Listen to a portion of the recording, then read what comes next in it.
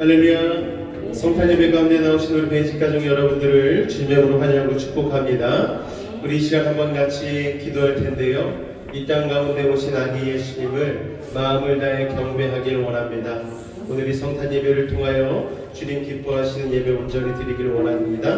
오늘 아버지 하나님의 놀라운 평강과 기쁨이 우리의 삶에도 넘치게 하여 주시고, 오늘 이 시간 아기 예수를 경배하며 세상이 줄 수 없는 평강과 기쁨을 누리게 하여 달라고 우리 시간 주님을 한번 부르고 기도하도록 하겠습니다. 주여, 사랑해 주님 감사합니다. 오늘도 우리를 사랑하여 주셔서 기쁜 성탄 예배로 부르시고, 아버지 하나님 아기 예수의 이 땅에 임마누엘 하심을 경배하며 찬양할 수 있는 믿음의 복된 시간 허락하시니 감사합니다. 오늘도 마음과 뜻과 정성을 다하여 아버지 하나님 동방박사가 주님 앞에 세 가지 귀한 예물로 경배하였듯, 우리도 온 마음과 정성을 다하여 아기 예수의 이 땅에 임마누엘 하심을 찬송하며 나아가기를 원합니다. 아버지 하나님, 도로로 말미암아 우리 가운데 세상이 줄 수 없는 평강과 기쁨을 누리게 하여 주시고, 이 혼란스러운 세상 가운데에 임마누엘 하신 아기 예수님의 그 놀라운 은혜와 사랑을 전파하기에 부족함이 없는 우리의 삶이 되어줄 수 있도록 이 시간 은혜를 더하여 주시옵소서. 주께서 이 시간도 함께 하실 줄 믿습니다. 주님 홀로 영광 받아 주시옵소서. 예수님으로 감사하며 기도옵나이다. 아멘. 우리 기쁜 날 구주 오셨네. 우리 힘차게 박수치며 찬송하도록 하겠습니다.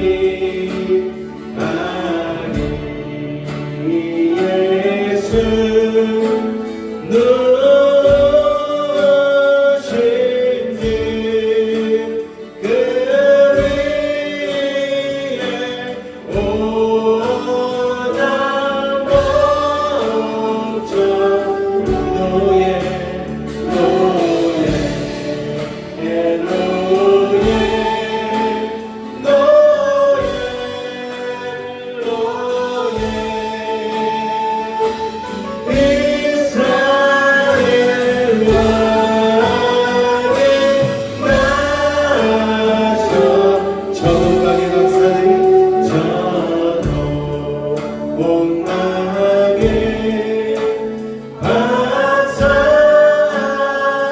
박사하느니 새하기 보고 절하고 그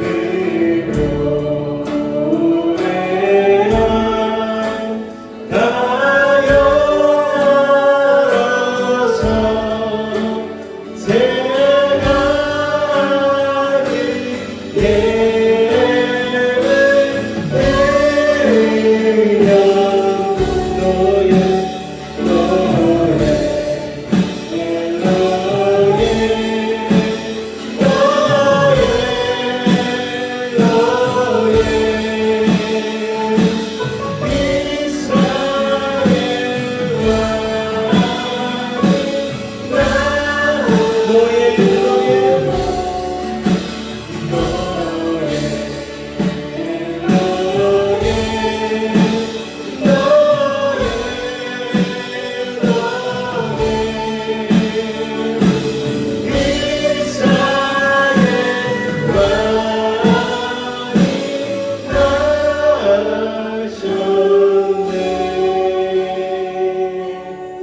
우리 박수 치며 같이 천사들로 같이 찬송하겠습니다.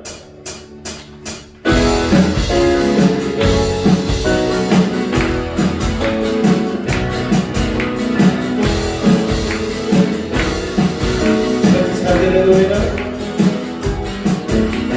천사들의 노래가 하늘에서 들리니 산하늘이 깊어서 내 안에 차오른다.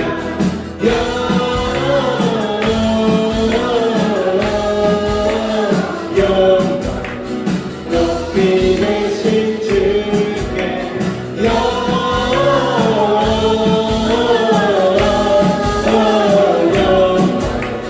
높이 계신 주님 한밤중에 목자들 한밤중에 목자들 저희한테 짓겠네.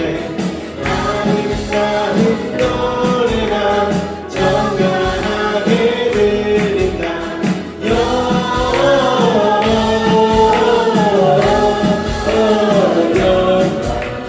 높이 계신 주께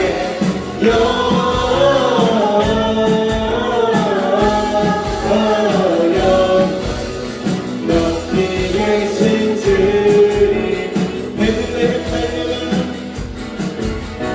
베들레헴 깔려가 날씬하기 예수께 그러면 대하시라 탄생하시라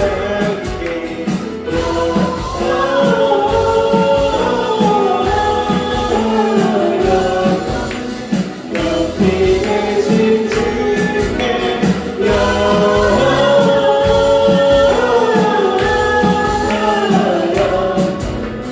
높이 계신 주님 구유 아래 있게 찬송합니다. 할렐루야. 구유 아래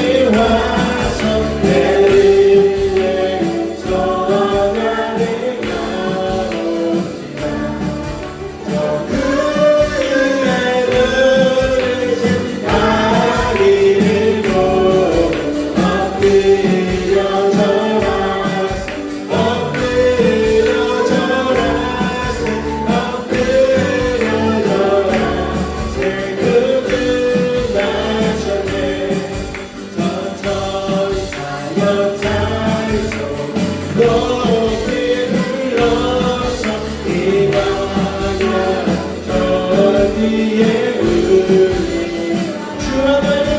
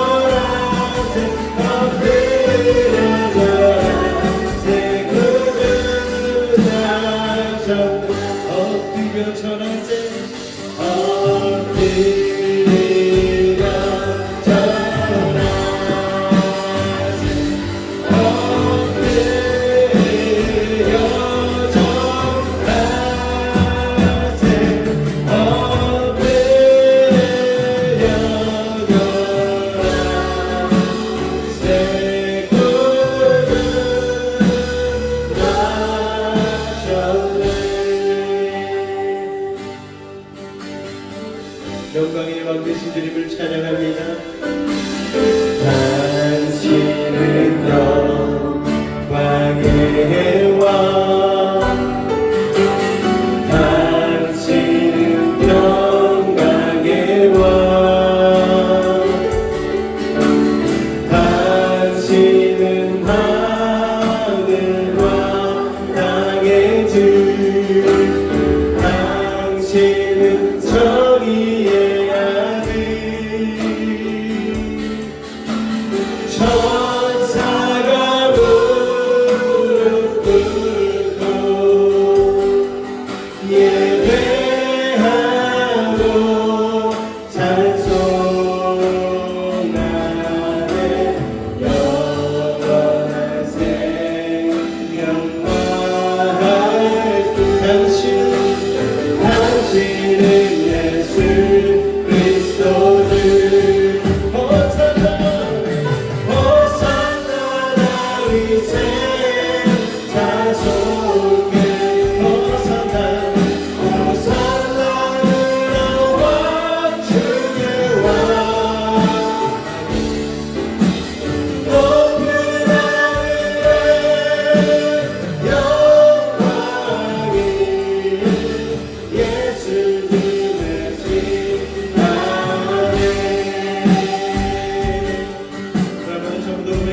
당신은 영광의 왕, 당신은 영광의 왕, 당신은 영광의 왕, 당신은 하늘과 땅의 주, 당신은 정의의 천사가 무릎 꿇고 예배하 찬송하네.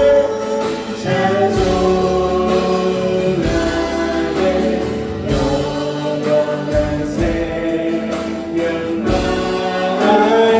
당신을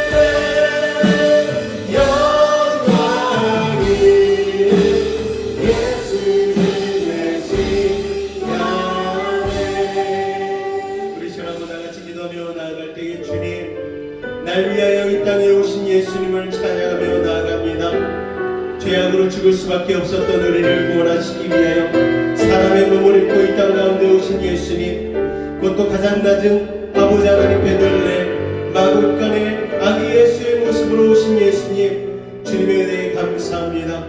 오늘 예배를 주 앞에 온전히 올려드리며 경배하며 송축하기를 원합니다. 오늘 우리의 예배를 받아달라고 우리 주님의 이름으로 간절히 모시고 기도하겠습니다. 주여!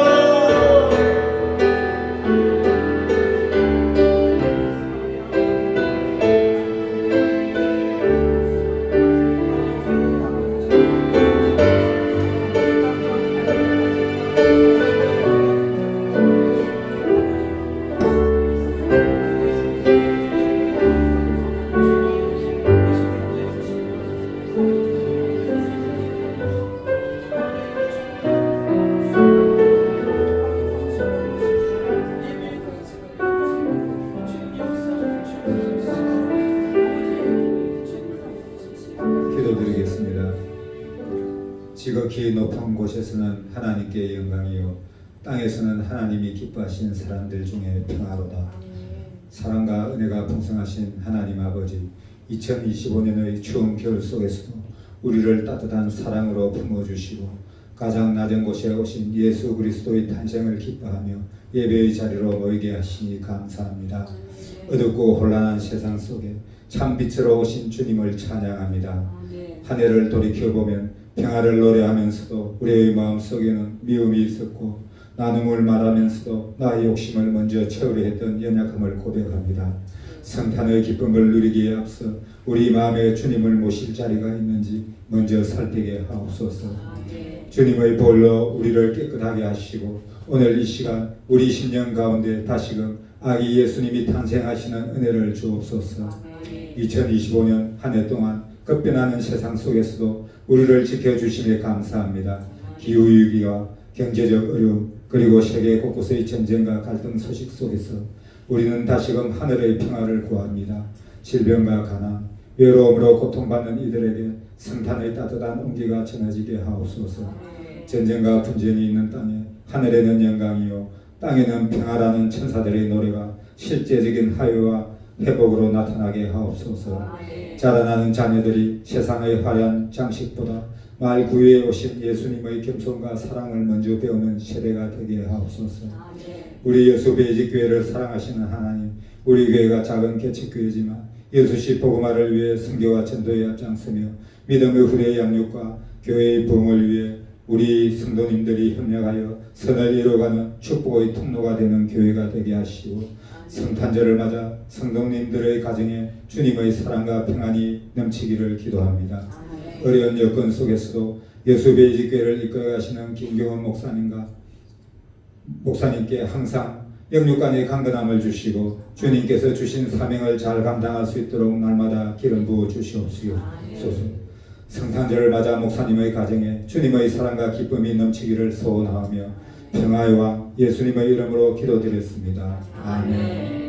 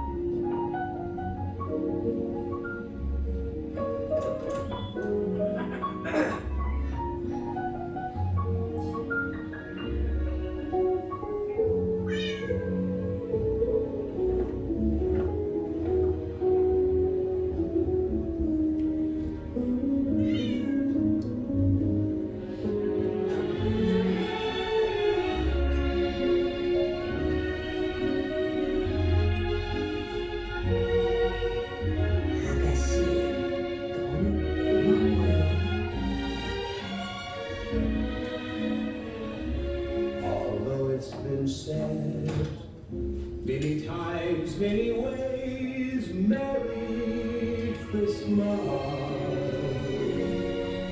to you.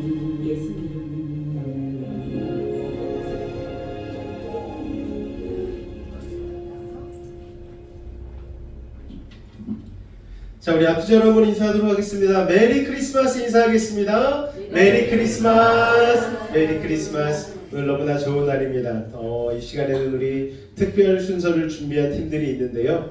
우리 먼저는 우리 김미숙 집사님과 박희정 집사님께서 우리 부부께서 특별한 찬송을 준비해 주셨다고 합니다. 나와서 찬송해 주실 때 여러분 박수로 맞이해 주시기 바랍니다.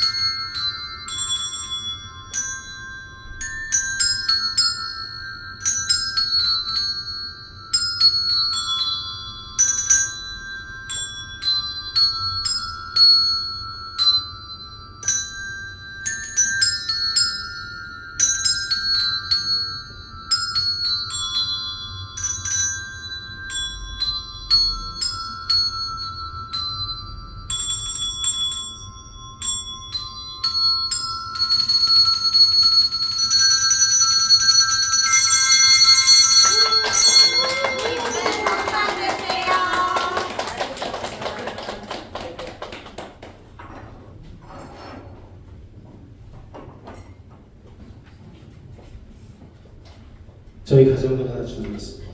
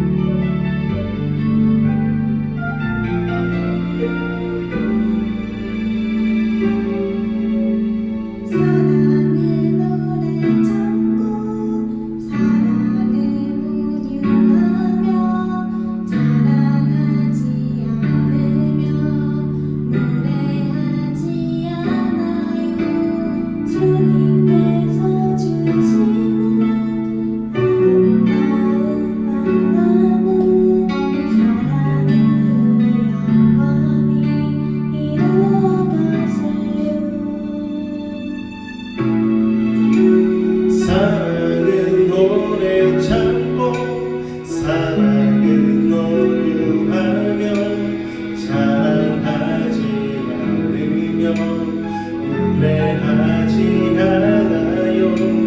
주님께서 주시는 아름다운 만남을 사랑으로 영원히 이루어가세요. 천사의 말 할지라도 사랑이 없으면 소용없죠. 또 산으로 옮길 만한 믿음이 있어도 사랑이 없으면 아무것도 아니죠. 사랑의 노래 찾고 사랑의 노래하며 자랑하지 않으면 무례하지 않아요. 주님께서 주시는 아름다운 만남을 사랑으로 영원히 이루어가세요.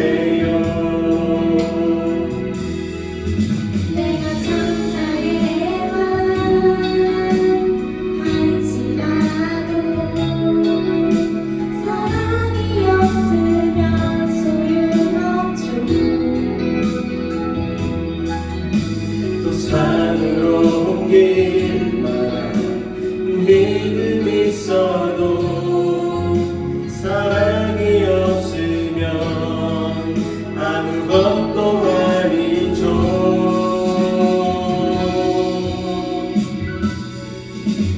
사랑은 노래 찾고 사랑을 온유하며 자랑하지 않으며 무례하지 않아요.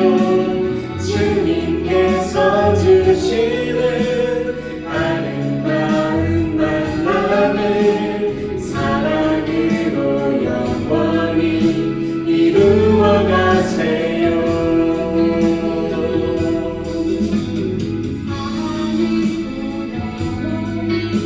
사랑으로 영원히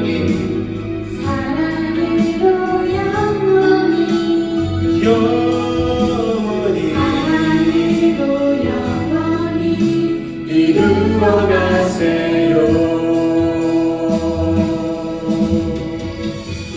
연말을 은혜 가운데 마무리하시고 새해를 주님의 은혜 가운데 시작하는 여러분들 되시기를 주님으로 축복합니다. 다시 한번 메리 크리스마스 인사하겠습니다. 메리 크리스마스.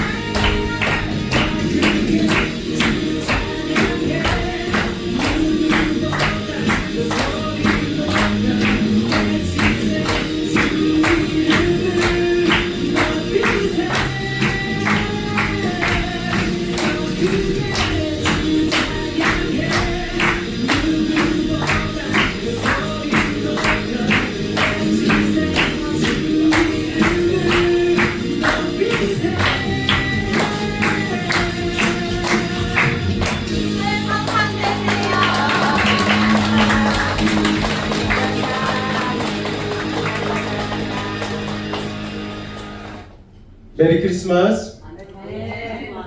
아기 예수의 이 땅 가운데 우리를 위하여서 오신 것을 우리 축하하는 귀한 예배 시간입니다. 할렐루야. 자, 오늘 나누실 은혜의 말씀 우리 룻기 1장 22절, 사무엘상 16장 1절, 마태복음 2장 4절 6절 말씀 우리 같이 한번 보도록 할 텐데요. 먼저 룻기 1장 22절 말씀 같이 읽겠습니다. 시작. 그의 며느리 모압 여인 룻과 함께 돌아왔는데 그들이 볼이 추수 시작할 때에 베들레헴에 이르렀다. 자, 사무엘상 16장 1절입니다. 시작. 여호와께서 사무엘에게 이르시되 내가 이미 사울을 버려 이스라엘 왕이 되지 못하게 해왔거늘 내가 그를 위하여 언제까지 슬퍼하겠느냐. 너는 불에 기름을 채워 가지고 가라. 내가 너를 베들레헴 사람 이새에게로 보내리니 이는 내가 그의 아들 중에서 한 왕을 보았느니라 하시는지라. 마지막으로 마태복음 2장 4절에서 6절입니다. 시작. 왕이 모든 대제사장과 백성의 서기관들을 모아 그리스도가 어디서 나겠느냐 물으니 이르되 유대 베들레헴이 오니 이는 선지자로 이렇게 기록된 바 또 유대 땅 베들레헴아 넌 유대 고을 중에서 가장 작지 아니하도다. 내게서 한 다스리는 자가 나와서 내 백성 이스라엘의 목자가 되리라 하였으니이다. 아멘. 할렐루야. 오늘 예배 마무리하고 나서 여러분 달력, 탁상용 그리고 벽걸이 하나씩 각 가정마다 한 분씩 가져가시고 또 오늘 특별히 우리 박종희 권사님께서 또 하얀 생일이라고 생신이라고 또 예수님 생신이라고 또 떡을 준비해 주셨어요. 그래서 그렇게 하나씩 가져가시면 되겠고 또 우리 아이들은 성탄 선물 준비했으니까 하나씩 받아가시면 되겠습니다. 할렐루야. 풍성한 기쁨이 넘치는 성탄절입니다. 성탄절 하면 우리는 특별히 떠오르는 장소가 있죠. 무슨 바로 베들레헴입니다. 여러분. 매년 이 크리스마스 즈음이 되면 전 세계 수만 명이 넘는 방문객들이 베들레헴으로 몰려듭니다. 지금은 아직까지 전쟁이 마무리되지 않았기 때문에 아직까지도 아픔이 많은 그곳이기 때문에 지금은 그렇지만 예전에 제가 이제 부목사로 있을 때에 베들레헴에 성지순례를 간 적이 있거든요. 크리스마스 시즌에 맞춰가지고 간 적이 있었는데 너무너무 좋더라고요. 여러분 나중에 성지순례 기회가 되면은 같이 갈 수 있었으면 좋겠습니다. 왜 그곳에 사람들이 몰려드는가? 베들레헴에서 2000년 전에 아기 예수께서 나신 곳이 바로 그 베들레헴이기 때문입니다. 베들레헴 기념교회, 아기 예수 탄생 기념교회를 가게 되어지면은 특별한 장소가 있습니다. 바로 예수님이 탄생하신 장소인데 예수님이 탄생하셨던 마국간 그 바로 위에다가 교회를 지었어요. 그런데 그 교회를 들어가는 출입문이 굉장히 특이합니다. 왕이 나신 자리니까 큰 문에 정말 왕궁 같은 그런 문을 열고 들어가야 됐다고 생각을 하는데 전혀 그렇지 않아요. 모든 사람들이 겸손하게 고개를 숙이고 들어갈 수밖에 없게 입구를 아주 자그맣게 만들어 놨어요. 그래서 이렇게 숙이고서 들어가지 않으면 그 입구를 통과할 수가 없습니다. 그래서 그 작은 문을 통과하고 나면은 아기 예수가 탄생하신 장소를 잘 이렇게 만들어 놓았습니다. 사실 베들레헴은요 그렇게 유명한 곳이 아니었습니다. 베들레헴은 예루살렘 남쪽 10km 정도에 위치한 곳입니다. 감람나무가 많고요. 해발 700여 미터의 도시라기보다는 시골에 가까운 아주 자그마한 동네입니다. 그래서 이 동방박사들이 별을 찾았을 때에 설마 예수님이 이 베들레헴 땅에 나시겠는가 해서 처음엔 어디를 찾아갔는가 하면은 예루살렘 성전을 찾아갔어요. 그래서 이 예루살렘 성전에 찾아가서 예수님을 보려고 하는데 예수님이 안 계시죠. 왜냐하면 예수님은 베들레헴에 계시기 때문에. 그러니까 이 동방박사 3명도 예수님이 베들레헴이라는 작은 시골 마을에 있으리라고는 생각지 못했던 것입니다. 자, 그런데 이 작은 마을에서 역사적으로 보면 참으로 위대한 역사들이 많이 일어났습니다. 먼저는 우리가 너무나 잘 아는 다윗이라는 왕이 태어난 시골이 고향이 바로 이 베들레헴입니다. 다윗은 이스라엘 역사상 가장 위대한 왕으로 불리고 있죠. 그리고 많은 사람들이 이 다윗을 칭할 때에 베들레헴 사람 이새의 아들이라고 칭했습니다. 지금은 그게 굉장히 영광스러운 호칭이 되었지만 그 당시에는요 굉장히 시골틱한 촌놈이라고 놀리는 그런 호칭이었거든요. 그런데 다윗은 여기에 전혀 위축되지 않았습니다. 오히려 천하를 정복하고 난 뒤에 자기가 베들레헴 사람 이새의 아들임을 부끄러워하지 않고 당당하게 밝히고 있습니다. 그러면서 하나님이 나를 세우셨다고 간증을 합니다. 여러분, 우리도 그렇죠. 우리가 태어난 배경이 아무리 보잘것없다 할지라도, 학벌이나 재산이 미천하다 할지라도 우리는 결코 열등감에 빠질 필요가 없습니다. 왜냐하면 그 시골 베들레헴의 주님이 오늘 우리의 주님이 되시기 때문입니다. 할렐루야. 자, 하나님께서 큰 서울이 아닌, 큰 도시가 아닌, 예루살렘이 아닌 베들레헴을 선택하셨다는 것을 여러분 주목하시기를 바랍니다. 사실 그 당시 어디 취직할 때에 출신이 베들레헴 출신이라고 하면 그냥 서류부터 탈락이에요. 그런데 다윗도 거기에서 태어났고 다윗의 자손 예수님도 바로 베들레헴에서 태어나셨습니다. 자, 이처럼 하나님의 역사는요, 여러분, 항상 사람들이 잘 주목하지 않는 곳에서 일어납니다. 어마어마한 왕궁에서 그 좋은 핏줄 속에서만 일어나는 게 아니에요. 하나님께서는 베들레헴의 약한 자를 세우셔서 강한 자를 부끄럽게 만드는 분인 줄로 여러분 믿으시기 바랍니다. 볼품없는 베들레헴 같은 우리일지라도 예수님을 믿게 되어지면 다윗처럼 하나님의 손에 붙들림 받는 영광스러운 인생이 되는 줄로 여러분 기억하실 수 있기를 바랍니다. 할렐루야. 자, 베들레헴에서 본격적인 역사가 일어난 것은 예수님이 탄생하시기 전, 다윗이 태어나기도 전, 훨씬 전으로 올라갑니다.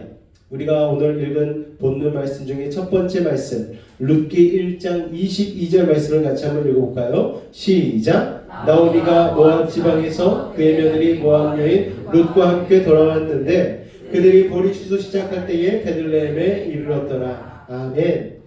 자, 여러분, 룻기를 너무나 잘 아실 거예요. 룻기의 배경을 다 아시지만 간단하게 설명을 드리겠습니다. 나오미가 원래 베들레헴에서 잘 사는 사람의 집안의 며느리였습니다. 그런데 흉년이 드니까 남편 엘리멜렉의 결정으로 모압이라는 지방으로 이사를 가게 되어집니다. 먼 모압 땅으로 가족이 이민을 갔어요. 베들레헴의 이름은 여러분 빵집이라는 뜻이 있습니다. 떡집이라는 뜻이 있어요. 방앗간이죠. 굉장히 먹을 것이 많다라는 의미가 담겨 있는 것입니다. 그런데 그 베들레헴이라는 곳조차 흉년이 들 정도니까 얼마나 힘든 흉년의 상황이었는지 모릅니다. 그래서 이 나오미 가족은 베들레헴을 떠나서 이방 땅 모압으로 이민을 갔는데 이민을 가서 잘 사는 듯 싶었는데 10년 정도 되어서 비극이 발생합니다. 엘리멜렉이 죽었어요. 나오미의 남편이 죽었죠. 그리고 장가 보냈던 그의 아들 말론과 기륜이 알 수 없는 일로 죽게 되어집니다.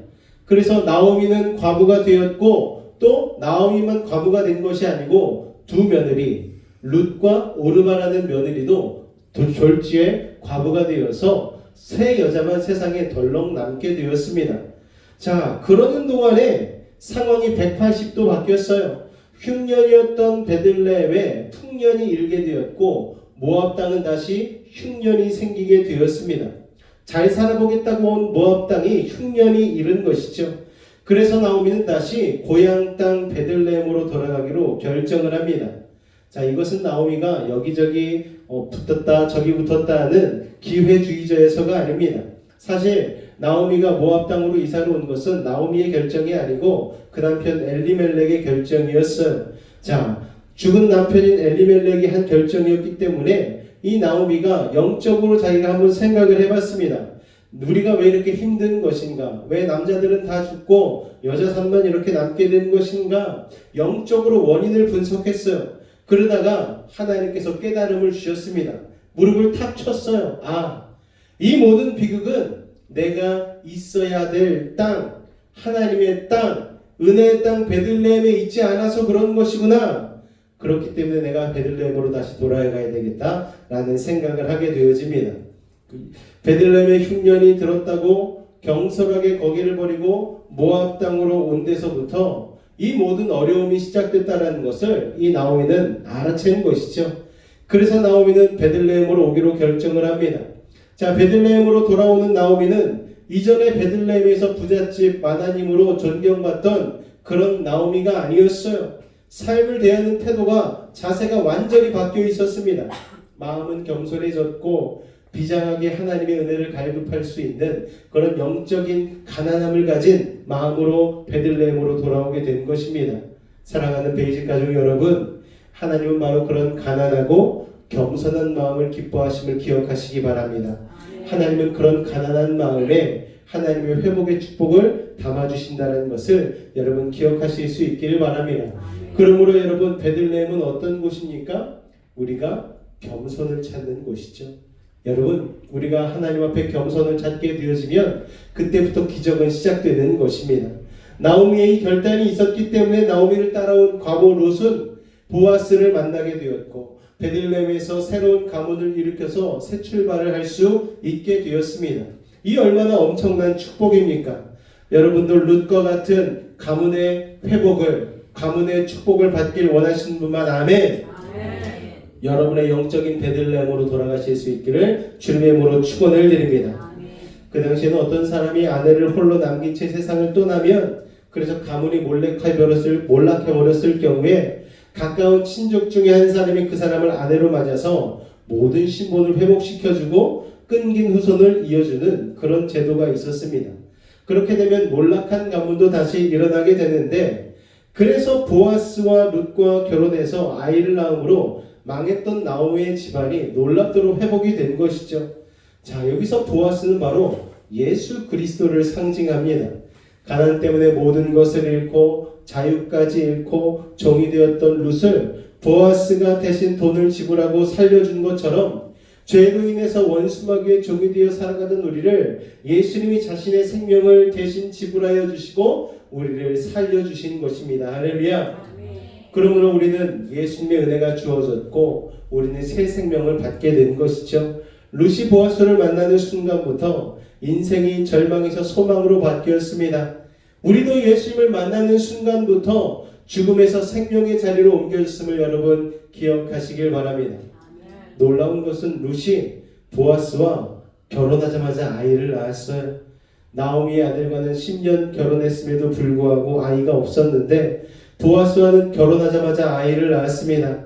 여러분, 이처럼 우리가 예수님 안에 거하면 세상적으로 10년을 노력하던 것도 안 되는 일이 단 열흘 안에 해결될 수 있다는 것을 여러분 기억하시길 바랍니다. 광야의 생이 넘쳐 흐르는 것이고 사막에 꽃이 피는 것이고 그런 역사가 영적인 베들레헴에 여러분들이 거하게 될 때에 일어나게 된다는 것을 믿으시길 바랍니다. 할렐루야. 중요한 것은 이 룻과 보아스의 만남이 모압 땅이 아니라 바로 어디에서 일어났다? 베들레헴에서 일어났다는 것입니다. 우리가 보아스를 만나는 곳, 예수님을 만나는 곳은 이방 땅 모압이 아닙니다. 거기서 100년 기다려봐야 기적은 일어나지 않는 것이죠. 여러분, 하나님의 사람은 약속의 땅으로 들어와야 하는 것입니다. 그래야지만 하나님의 기적을 맛보게 되는 것입니다. 자, 우리가 인생의 보아스를 만나는 곳, 주님과의 거룩한 만남이 이루어지는 것이 바로 어디입니까? 그 약속의 땅이 바로 이 자리임을 여러분 기억하실 수 있기를 바랍니다. 바로 교회라는 거예요. 믿음의 공동체라는 거예요. 우리에겐 바로 우리가 예배드리는 이 교회가 여러분의 영적인 베들레헴이라는 사실을 여러분 기억하실 수 있기를 바랍니다. 그런데 우리가 자꾸 먹고 살기 위해서 모압으로 도망가잖아요. 경솔하게 모압으로 가지 않습니까? 베들레헴의 흉년이 들었다고 도망가니까 풍성해 보이는 모압 땅이 나중에는 나오미 가족의 뒤통수를 친 것 아니겠습니까? 그러므로 우리가 베들레헴을 벗어나서 모압 가운데, 세상 가운데, 헛된 것 가운데 발걸음을 딛고 있다면 재빨리 회개하고 모압에서 베들레헴, 거룩한 땅, 예배의 자리로 돌아와야 된다는 것을 여러분 기억하시기 바랍니다. 그래야 기적이 시작되는 거예요. 그래야 회복이 시작되는 것입니다. 할렐루야. 베들레헴은 아까 떡집, 빵집이라고 말씀을 드렸어요. 빵집의 빵은 뭘 상징합니까? 영적으로 하나님의 은혜를 상징하는 거예요. 베들레헴은 은혜의 자리입니다. 바로 예배의 자리예요. 바로 교회입니다. 오늘 바로 이 자리에 회복과 축복과 은혜와 기적의 빵들이 가득한 것이죠. 오늘 이 자리에 한때 믿음 생활 잘하다가 은혜의 베들레헴을 떠나서 세상 모압으로 가셨던 분들이 있다면 그래서 거기서도 생각했던 것처럼 잘 되지 않았던, 그리고 낙담됐던, 실패했던 분들이 있으시다면 여러분, 오늘 이 성탄 예배의 메시지는 바로 그런 분들을 위한 메시지임을 여러분 기억하시기 바랍니다. 여러분 중에는 한때 뜨겁게 예수님을 믿었던 분들이 있어요. 여러분 그 시간을 기억하시기 바랍니다. 얼마나 여러분이 예수님을 뜨겁게 예배했던가를 기억하시고 그 첫사랑, 그 베들레헴을 회복하는 결단이 오늘 이 성탄 예배 가운데 있으시기를 주님의 이름으로 축원을 드립니다. 여러분, 우리는 그렇게 낭망한 채로 기가지고서 살아갈 인생들이 아니에요. 예수님의 피로 구원받은 사람들입니다. 거룩으로 무장하고 세상을 압도할 사람들인 거예요. 그런데 베들레헴이 잠깐 힘들어졌다고 하나님을 떠나 세상으로 도망했기에 여러분, 우리의 인생이 그렇게 실패하고 낙담하고 초라할 수밖에 없었던 것입니다. 하나님의 백성이 어렵더라도 하나님의 힘으로 살 생각을 하지 않고 빨리 그리고 조급하게 성공하기 위해서 세상으로 쫓아가고 모압으로만 자꾸 가니까 결과가 여러분 어떻겠습니까? 그래서 나도 무너지고 가정도 무너지고 나오미처럼 그런 모든 주변의 일들이 저주스럽게 바뀌고 마는 것이죠. 여러분, 중요한 사실은 아직 늦지 않았다는 사실입니다. 여러분, 다시 돌아와야 되는 거예요. 베들레헴이 가르쳐주는 이 성탄절의 정신은 다시 하나님의 은혜의 자리로 돌아와야 된다는 것입니다. 할렐루야. 여러분, 기도의 자리가 무너졌습니까? 여러분, 예배의 자리가 무너졌어요? 여러분, 말씀을 대하는 여러분의 자리가 무너졌습니까? 오늘 이 시간 베들레헴으로 다시 돌아오시길 바랍니다. 나오미가 얼마나 잘 살았는지 주변 사람들이 너무 잘 알았어요. 베들레헴 사람들 중에 나오미를 모르는 사람은 없었습니다. 그런데 이민 가서 성공하지 못하고 망해서 돌아오니까 나오미가 얼마나 부끄러웠겠습니까? 그렇지만 부끄러워도 돌아와야 합니다. 여러분, 때로는 교회에서 실패를 경험하고 좌절을 경험하고 부끄러운 일을 겪을 때가 있어요. 그래도 여러분, 돌아오는 자에게만 은혜가 다시 주어진다는 사실을 여러분 기억하시기 바랍니다. 와서 은혜의 빵을 먹어야만 하는 것입니다. 그런데 마귀가 자꾸 우리가 돌아오지 못하도록 방해를 하는 거예요. 우리의 자존심을 자꾸 건드립니다. 야, 너 창피해서 무슨 얼굴로 돌아갈 수 있어? 하나님 널 다시 받아주지 않을 거야. 야, 교회 성도들이 너를 얼마나 우습게 쳐다보겠어? 마귀의 속삼에 여러분 속지 마시길 바랍니다. 하나님이 여러분을 회복시키실 거예요. 이전보다 더한 영광으로 여러분을 세워주실 것입니다. 하나님은요, 사랑의 하나님이십니다. 우리가 비록 세상 쾌락을 쫓아서 잠시 베들레헴을 떠나서 도망갔지만 하나님의 백성이 돌아오기를 기다리고 계시는 거예요. 탕자가 아버지의 가슴에 못을 받고 도망갔지만 그래도 항상 동구 밖에서 탕자를 기다렸듯이 하나님은 다시 살 길을 열고 여러분들을 기다리고 계신다는 것을 여러분 기억하시길 바랍니다. 여기서 또 우리가 주목할 것은 룻기의 주인공인 룻이지만 축복의 시작은 누구로부터 시작했습니까? 나오미로부터 시작했다는 거예요.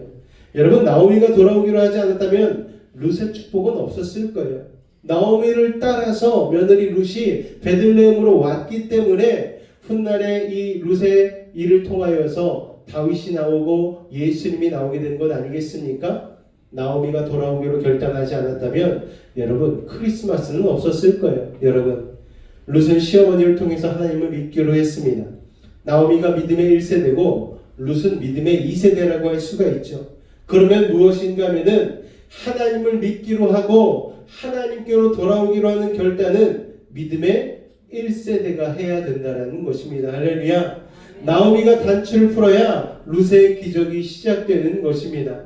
여러분, 자녀를 위하여서 또 손주들 위하여서 기도하고 계신 우리 권사님들, 집사님들 계시죠? 여러분, 누가 회개하고 주님 앞으로 먼저 돌아와야 된다고요? 1세대인 내가 돌아와야 되는 것입니다. 그러면 자연스럽게 윗단추를 잘 끼우면 아랫단추는 자연스럽게 따라오듯이 2세대와 3세대 믿음의 자녀들이 하나님 앞으로 돌아오게 되는 놀라운 베들레헴의 회복의 역사가 여러분의 가문 가운데도 일어나게 될 줄로 여러분 믿으시기 바랍니다. 여러분이 믿음의 결단을 해야 여러분의 자녀가 살아나고 여러분의 후손들이 살아나게 되는 거예요. 하나님을 믿었지만 세상적으로 믿었던 죄를 우리 부모 세대가 회개해야 합니다. 그래야지 우리 자녀 세대가 회복이 될 줄로 믿습니다. 다 같이 한번 따라해 보겠습니다. 나오미가 없으면 룻도 없다. 여러분이 주님 안에 온전히 들어와서 회복이 되어지면 여러분의 자녀들은 베들레헴의 축복을 누리게 될 것입니다. 자, 그런데 이 나오미와 며느리 룻이 베들레헴에 돌아온 타이밍이 기가 막힙니다. 룻기 1장 22절에 보니까 어떤 때 돌아왔습니까? 그들이 보리 추수 시작할 때에 돌아왔어요. 여러분, 추수가 시작되었던 말은 베들레헴에 풍년이 들었다는 말이에요. 이 말 자체가 기가 막힌 어떤 힌트입니다. 이제부터는 축복의 새로운 시즌이 열린다는 이야기죠. 흉년 때문에 떠났는데 돌아올 때는 풍년이라는 거예요. 내 아버지의 집에는 먹을 것이 많다는 것입니다. 하나님께서는 고난을 통해 회개하고 돌아온 사람에게 반드시 축복의 새로운 시즌을 열어준다는 사실입니다. 고난이라는 고통스러운 언덕을 넘고 나면 우리는 하나님의 새 그림을 기대해도 되는 것이죠. 왜요? 회개하고 돌아왔기 때문입니다. 여러분, 하나님이 기다리시는 약속의 땅 안으로 들어왔으니까 하나님께서는 이제 나오미와 룻을 도울 사람들과 장소와 상황을 베들레헴 땅 곳곳에 준비해 놓고 계신 것입니다. 할렐루야. 아멘. 여러분, 은혜의 땅은요, 어디를 가도 축복의 지뢰밭입니다. 여러분, 어디를 밟아도 축복이 터지게 되어져 있는 거예요. 코너를 돌아도 나를 복줄 사람이 기다리고 있고, 좌회전을 해도 나에게 복을 줄 사람이 기다리고 있고, 심지어 유턴을 해도 나에게 복을 줄 사람들이 기다리고 있는 것입니다. 하나님의 천사들이 베들레헴에 가득가득한 것입니다. 할렐루야. 모압에서는 찾아볼 수 없었던 하늘의 천사들이 여러분들이 베들레헴을 선택하고 이 축복의 땅, 약속의 땅에 거할 때에 기가 막힌 타이밍에 여러분을 순간순간 도우고 이끌고 계심을 여러분 기억하실 수 있기를 바랍니다. 앞으로 가도 복을 받고 뒤로 가도 복을 받는 우연으로 보이는 하나님의 섭리가 계속해서 밀려드는 곳이 바로 이 약속의 땅 베들레헴, 믿음의 공동체, 교회라는 것을 여러분 기억하실 수 있기를 바랍니다. 그러므로 여러분 망설이지 마시기 바랍니다. 하나님께서는 보라, 지금은 바로 은혜받을 만한 때요, 구원받을 때라고 말씀하시지 않으셨습니까? 우리의 인생이 이제 회복될 때가 되었다는 거예요. 우리의 힘으로 우리의 인생에 깨진 것을 다시 채울 수 없습니다. 하나님께서 메꿔주셔야 하는 것입니다. 할렐루야. 하나님의 시작은 그래서 베들레헴에서 빈털터리로 돌아왔던 룻과 나오미처럼 우리의 인생이 빈털터리가 된 가장 아픈 실패와 상처의 순간인데, 이 시간이 바로 하나님의 우리 인생을 다시 시작하는 시작점인 줄로 믿으시길 바랍니다. 베들레헴으로 돌아올 때가 보리추수가 시작되던 때다. 이때가 언젠가 하면 훗날 예수님이 십자가에서 돌아가신 6월절 시간과 비슷한 타이밍입니다. 여러분 이게 우연이겠습니까? 우리의 모든 과거의 상처와 실패는요, 하나님께로 돌아갈 때 해결이 되는 거예요.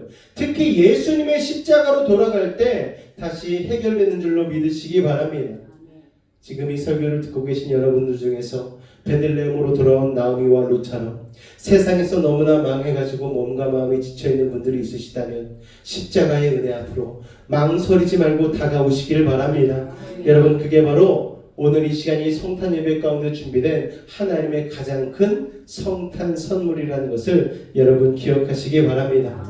여러분의 모든 상처와 실패는 베들레헴으로 돌아온 그 순간부터 이제 끝이 나는 거예요. 나오미는 최악의 상태의 베들레헴으로 돌아왔잖아요. 그러나 돌아왔기 때문에 더 이상 문제는 문제가 되지 않았습니다. 하나님의 은혜의 자리 안에 들어오는 그 순간부터 최고의 축복으로 여러분의 인생이 바뀌게 될 것입니다. 베들레헴의 하나님은 회복의 하나님이시요 반전의 하나님, 역전의 하나님이라는 사실을 여러분 기억하실 수 있기를 바랍니다. 자, 그래서 베들레헴을 악한 사단마귀가 싫어해요. 여러분, 거대한 영적인 전쟁에서 우리가 보기에 중요한 도시들이 있어요. 우리 눈에 보기에 중요한 도시들은 어떤 도시들입니까? 뉴욕, 파리, 런던, 서울 이런 도시들인데, 거룩한 영적인 의미에서 중요한 도시들은 그런 도시들이 아닙니다. 바로 베들레헴을 하나님은 주목하게 만드시는 것이죠. 왜냐하면 이 베들레헴이 영적 전략의 요충지이기 때문입니다. 여기에서 영적 전쟁의 터닝 포인트가 일어납니다. 조용하게 태어나신 예수님을 품은 작은 마을이지만 영적인 세계에서는 이 베들레헴을 통하여서 모든 것이 바뀌게 되었다는 것입니다. 마태복음 2장 6절 말씀 같이 있습니다. 시작.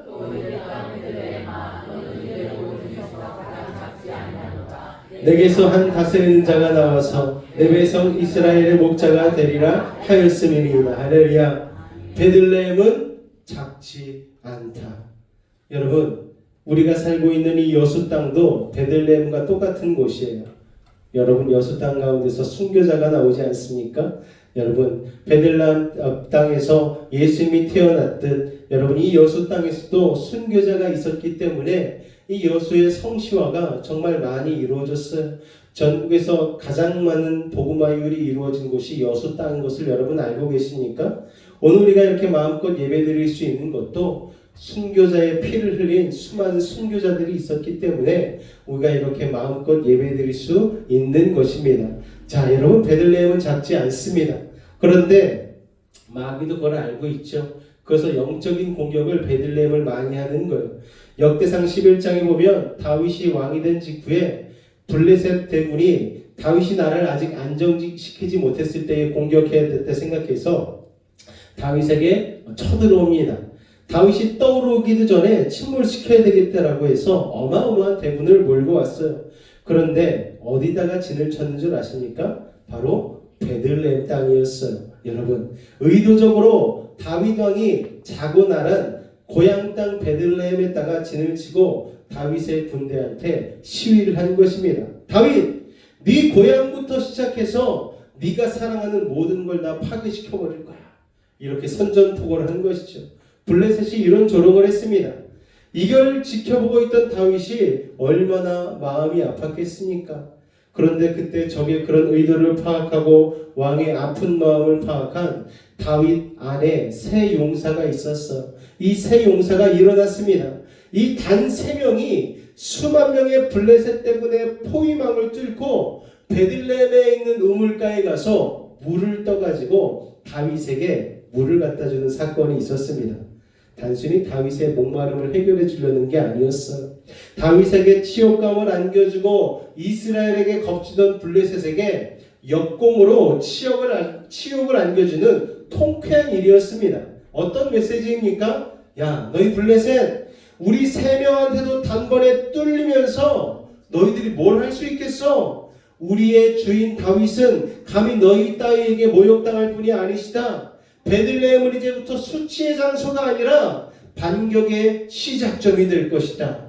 이것을 그 공격을 통하여서 선포하는 것입니다. 이 세 용사의 용기로 인해서 블레셋은 역공을 맞아버렸죠. 다윗을 모욕 주려고 했다가 자기들이 역공을 맞아버린 것입니다. 그런데 저는 이 전투가 그냥 우연이라고 생각하지 않습니다. 베들레헴이기 때문에 그 공격을 받은 것이죠. 여러분, 지금도 그렇습니다. 기적이 일어나기 전에는 항상 어떤 영적인 공격이 우리 가운데 있는 거예요. 성경이 말하는 모든 기적을 한번 여러분 찾아보시기 바랍니다. 홍해가 갈라지기 전에 어떤 영적인 공격이 있었습니까? 애굽의 세계 최강의 전차 부대가 이스라엘 백성들을 죽이기 위하여서 홍해 가운데로 쫓아 들어왔어요. 베들레헴에서 아기 예수가 태어나기 전에 어떤 일이 있었습니까? 헤롯이 아기를 죽이려고 군사를 품어서 베들레헴으로 보냈습니다. 여러분, 그러므로 그거를 두려워하시지 마시기 바랍니다. 영적인 공격이 올 때에 위축될 것이 아니고 기대하시기 바랍니다. 야, 기적이 일어나겠구나. 여기가 정말 중요한 땅이구나. 내가 정말 중요한 사람이구나. 그래서 베들레헴 정신은요, 영적 전쟁을 두려워하지 않는 것이죠. 우리를 공격하는 마귀에게 오히려 역공을 가하는 것입니다. 여러분, 영적으로 눌릴 시기가 있잖아요. 오늘따라 내가 왜 이렇게 힘들지? 더도 특별한 어떤 예배들을 준비할 때마다 영적인 공격을 당할 때가 있어요.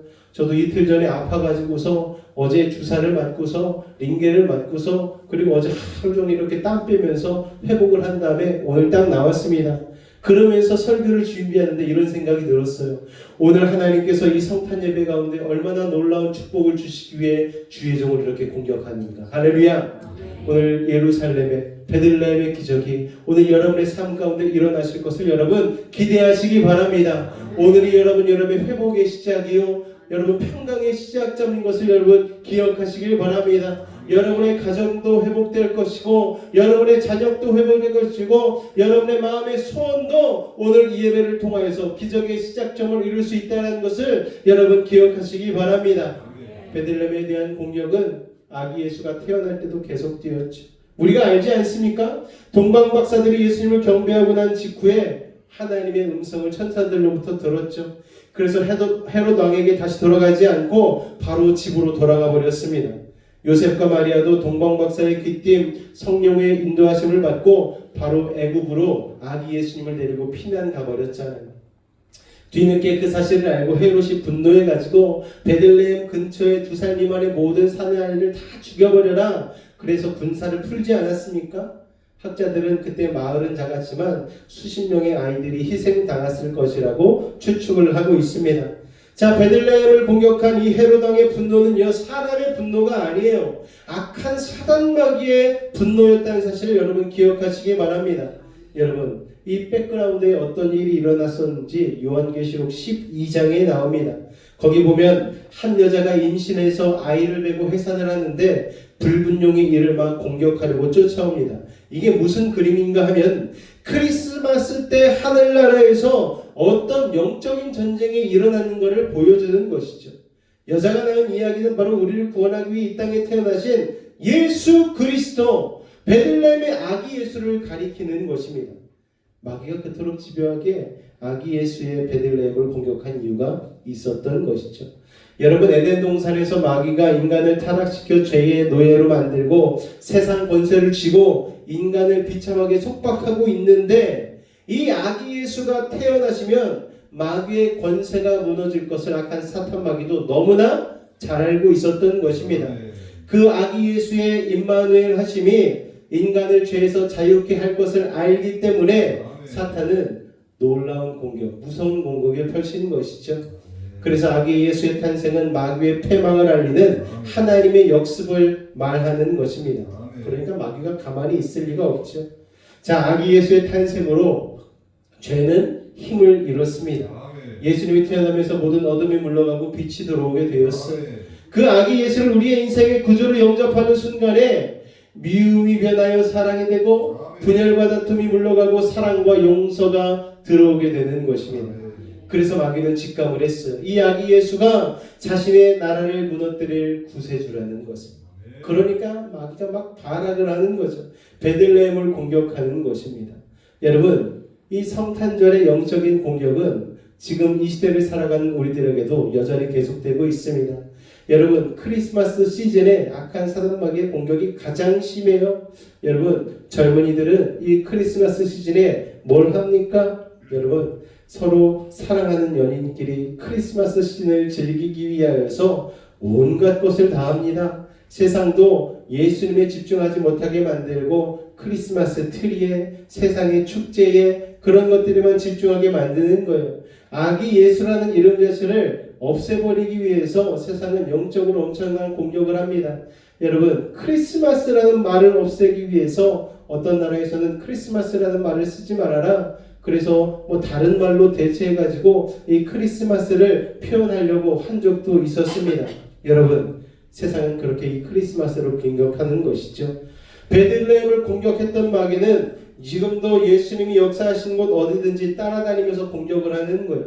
우리가 예수님을 믿기 전에는 영적인 공격이 없었어요. 왜냐하면 어차피 마귀의 종로를 타고 있었기 때문에. 그러나 예수님을 믿는 순간 우리가 마귀의 권세를 깨고 나와서 예수 그리스도를 우리의 왕으로 모시지 않았습니까? 그럼 마귀는 이걸 건지지 못하고 우리를 공격하는 것이죠. 여러분이 예수님을 믿기 시작한 그 순간 여러분 축복만 있었습니까? 그렇지 않잖아요. 여러분이 예수님을 믿는 그 순간 마귀의 엄청난 공격들이 있었던 거예요. 고난이 닥치고 역경이 닥치는 거예요. 여러분, 왜냐? 마귀는 우리가 예수 믿는 걸 견디지 못하기 때문입니다. 베들레헴을 공격했던 마귀가 우리가 베들레헴의 아기 예수를 구주로 섬기기 위하여서 노력할 때에 우리를 동시에 공격하는 거예요. 그러니까 예수 믿고 나서 여러분 우리의 삶이 더 형통해졌는가? 아니요. 더 힘들어질 수가 있는 것이죠. 예수 믿고 나서 부모와 더 싸우게 되어지고 예수 믿지 않는 형제와 더 싸우게 될 수 있는 거예요. 마귀는 지금도 예수 믿는 가정을 공격하고 교회를 공격합니다. 예수님을 믿는데 왜 이런 일이 생기나? 의아해하지 마시기 바랍니다. 여러분, 예수님을 믿기 때문에 그런 거예요. 왜냐하면 여러분이 중요하기 때문에. 다윗이 중요하니까. 다윗의 고향 베들레헴을 공격했던 것처럼, 예수님이 중요하니까 베들레헴을 공격했던 것처럼, 마귀는 오늘 베들레헴, 여러분의 영적인 이 약속의 땅에 여러분이 거하는 것을 여러분, 마귀는 싫어하기 때문에 여러분들이 교회에 나오고 예배드리고 기도의 자리에 무릎 꿇는 걸 여러분, 마귀가 공격하는 것입니다. 그러므로 여러분, 베들레헴 정신, 영적인 전쟁을 두려워하지 마시기 바랍니다. 영적 공격을 당할 때에 야, 나도 주님의 반열 위에 서는구나, 다윗의 반열에 서는구나, 하나님이 나를 통해서 행하실 일이 크구나, 포기하지 않고 나아가면 결국 주님께서 이 성탄의 승리를 여러분들 가운데도 동일하게 행하실 것을 여러분 믿으실 수 있기를 바랍니다. 할렐루야. 또한 베들레헴의 정신은 겸손입니다. 베들레헴에서 돌아온 나오미와 룻이 가장 밑바닥에서부터 다시 시작하지 않습니까? 사실 그 당시에 별다른 기술 없이 여인들이 당장 시작할 수 있는 것이 바로 이삭을 줍는 일이었어요. 가장 극빈계층 사람들이 하는 일이었습니다. 그런데 나오미는 옛날에 잘 살던 마나님 아니었습니까? 모압에서도 잘 살았어요. 그런데 하루아침에 일용직 노동자가 되지 않았습니까? 남해밭에서 눈치를 보면서 이삭을 주어야 하는 딱한 신세가 된 것이죠. 그런데 이 남부끄러운 일을 그 며느리 룻이 자청을 하고 나선 것입니다. 저는 이것을 중요하게 봅니다. 룻이 그 천하고 힘든 자리까지 내려가서 이삭을 줍는 자리까지 내려갔더니 누가 기다리고 있었습니까?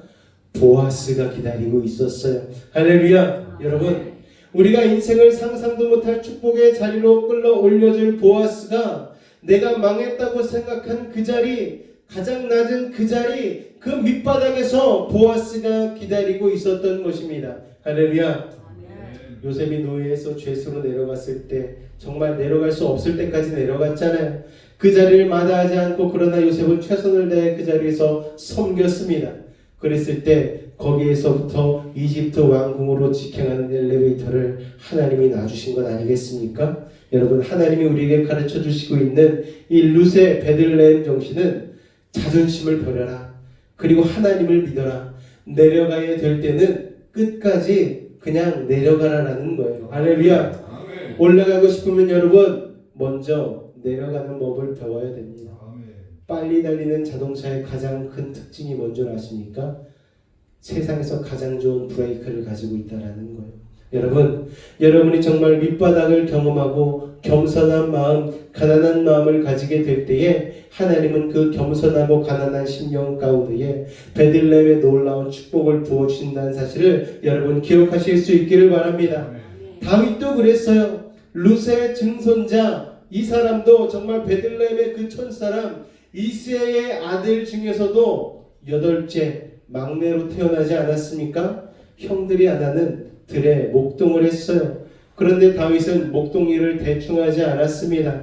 이를 갈면서 지들은 흥청망청 놀고 나는 이 일을 시켜 그러면서 딴짓하지 않았다라는 거예요. 다윗은 8째로서 막내로서 아버지 이새가 이 일을 시켰지만 그는 최선을 다해서 목동의 일을 열심을 다했습니다. 그런데 여러분, 이 목동 일을 하면서 배웠던 돌팔매를 가지고 그 당시에 블레셋의 최고의 장군이었던 골리앗을 쓰러뜨리는 역사를 여러분 일으키지 않았습니까? 여러분, 자신의 자리에서 낮은 자리에서 최선을 다할 때에 그 최선을 다한 그 달란트와 재능을 가지고 하나님은 그것을 사용하셔서 악한 블레셋의 장군인 골리앗을 쓰러뜨리는 일에 사용해 줬다라는 것입니다. 여러분, 다윗이 했던 그 진짜 양들을 양떼 목장에서 봤어요. 그런데 성화에 나오는 하얀 양이 아닙니다.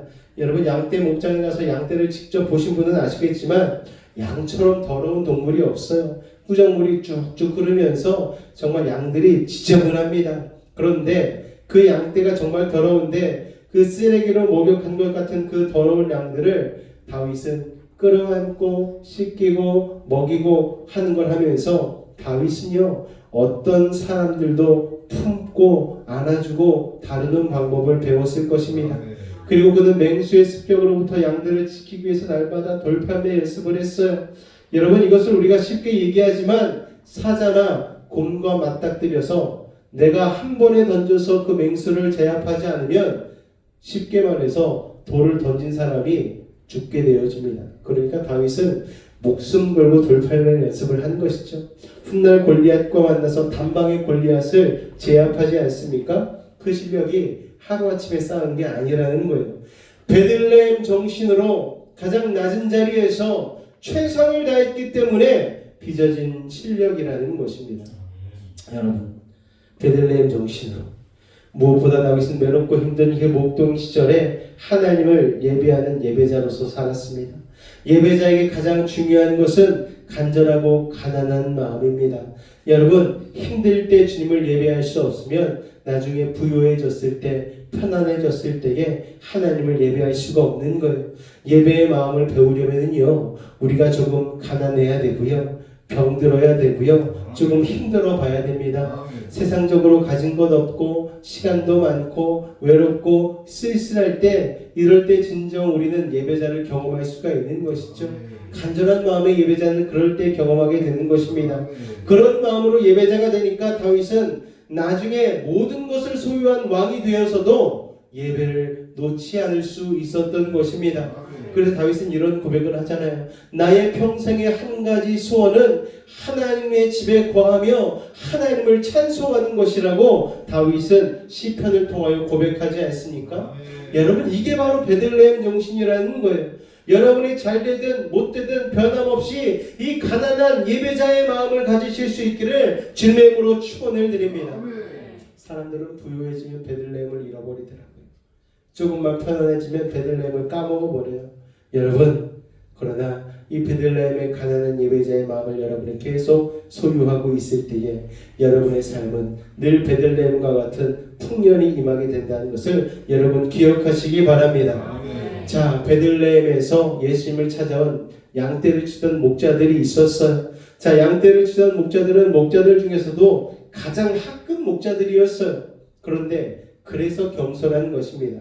그래서 천사가 전해주는 아기 예수의 탄생을 소식을 들었을 때에 그들은 망설이지 않았어요. 그래서 아기 예수님께 총알같이 달려간 거예요. 자, 베들레헴은 해발 700m 높이에 있습니다. 순식간에 달려 올라가기 쉽지 않은 곳이에요. 그런데 그 아기 예수님께 그들은 달려갔다는 것입니다. 이처럼 여러분, 믿음은 행동이에요. 행동하지 않는 건 우리가 바빠서가 아니라 교만해서 그런 것입니다. 그러나 어린아이처럼 겸손한 사람은 항상 예수님이 최우선 순위에 놓여 있는 것입니다. 바쁘다는 핑계, 힘들다는 핑계. 여러분, 우리가 그러면서 예배를 놓치고 기도를 놓치고 말씀을 놓칠 때가 얼마나 많이 있습니까? 여러분, 진짜 힘들어서 바빠서 그런 게 아니고 교만해서 그런 거예요. 어린 목자들의, 그 양떼를 치던 목자들의 겸손함을 잃어버려서 그런 것입니다. 그러나 여러분, 오늘 이 시간 베들레헴의 그 겸손을 회복하시길 바랍니다. 어떤 상황에서라도 예수님의 이야기를 들으면, 그리고 예배의 순간이 되면 여러분, 이 예배의 장소, 여러분의 베들레헴으로 달려오실 수 있기를 주님의 이름으로 축원을 드립니다. 그래서 크리스마스의 정신은 여러분, 베들레헴의 정신입니다. 세상은 겉만 보고 쉽게 무시하는 베들레헴이었어요. 그러나 거기서 왕이 태어나시고 우리 주님이 태어나셨습니다. 그러면 우리는 세상이 교회를 우습게 보고 무시해도 기죽지 말아야 되는 거예요. 화려함보다 하나님께서 교회를 통해 역사하기 때문에 세상 사람들이 겉모습만 보고 우리를 무시해도 우리는 기가 죽으면 안 되는 것입니다. 왜냐하면 우리는 약하지만 우리 안에 계신 주님은 강하시기 때문입니다. 우리가 주님과 동행하기만 한다면 우리가 아무리 초라하고 낮은 자리에 있다 할지라도 주님은 우리를 높이시고 사용해 주실 것입니다. 할렐루야. 그게 바로 베들레헴에서 나신 아기 예수님의 메시지입니다. 자, 정리하겠습니다. 베들레헴은 우리의 영적인 첫사랑의 자리입니다. 은혜의 빵집이죠. 그곳은 기도의 자리고 예배의 자리고 교회의 공동체의 품입니다. 우리의 인생이 힘들고 어려워질 때마다 우리는요, 베들레헴으로 돌아와야 합니다. 처음부터 떠나서도 안 되었지만 만약 떠났다면 다시 돌아와야 하는 것입니다. 여러분, 돌아오는 걸 원치 않는 마귀와 사탄의 방해와 공격이 있을 수 있어요. 그래도 우리는 목숨을 걸고 베들레헴으로 돌아와야 합니다. 베들레헴으로 돌아와야 거기에서부터 기적이 시작되는 것입니다. 베들레헴으로 돌아와서 우리는 축복의 보아스를 예수님을 만나야 하는 것입니다. 이 축복된 크리스마스에 베들레헴의 정신으로 무장한 저와 여러분이 말구에서 나신 우리 구주 예수 그리스도의 은혜를 뜨겁게 감사하고 찬양하는 시간이 되시기를 주님의 이름으로 축원을 드립니다. 기도하겠습니다. 주님 은혜를 감사합니다. 오늘 베들레헴에서 나신 우리 아기 예수 그분의 은혜를 우리가 묵상합니다. 베들레헴은 볼품없는 곳이었지만 하나님의 위대한 비전들이 이루어지는 아버지 하나님 기적의 땅이었습니다. 아버지 하나님 우리의 베들레헴인 이 교회를 마음으로 품게 하여 주시고 늘 이 베들레헴으로 돌아와 회복과 기적을 꿈꾸며 살아갈 수 있도록 이 크리스마스의 정신으로 살게 하여 주시옵소서. 예수님의 이름으로 기도하옵나이다. 아멘. 우리 찬송가 109장 우리 고요한 밤 거룩한 밤 같이 찬송하도록 하겠습니다. 찬송가 109장입니다.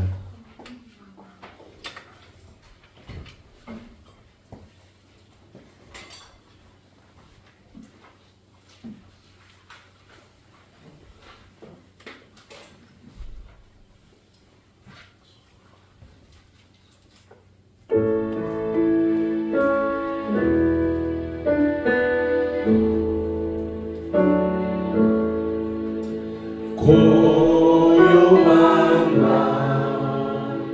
거룩한 밤 어둠에 묻힌 밤 주의 품고 앉아서 감사히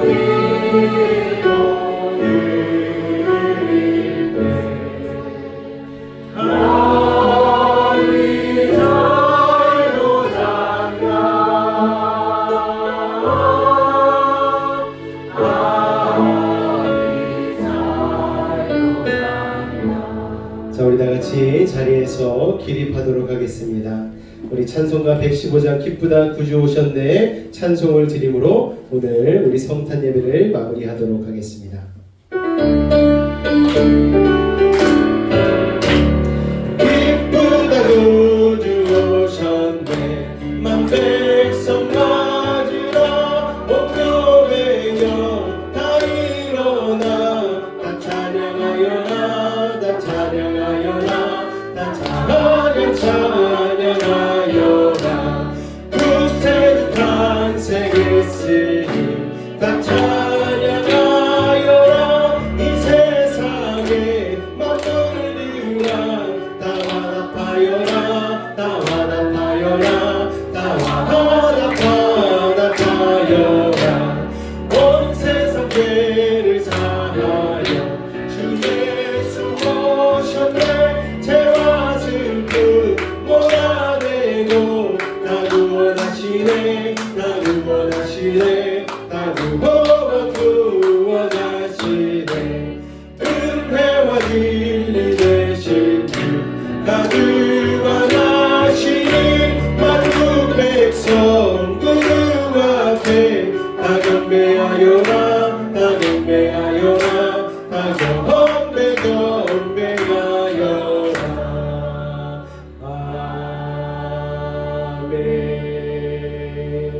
아멘. 지금은 우리 주 예수 그리스도의 은혜와 우리를 사랑하신 하나님 아버지의 놀라우신 사랑하심과 내주 충만 교통 감화감동케 하는 성령의 역사가 오늘 이 자리에 우리의 베들레헴을 아버지 하나님 허락하신 아버지 놀라우신 은혜와 사랑을 감격하며 다시 한번 우리의 영적인 베들레헴을 회복하기로 결단한 우리 사랑하는 요셉의 집 가족들의 가정과 자녀와 직장과 삶의 모든 영역 가운데에 그리고 얼마 남지 않은 2025년과 새로 맞이할 2026년 가운데에 늘 함께 하시기를 간절히 축원하옵나이다.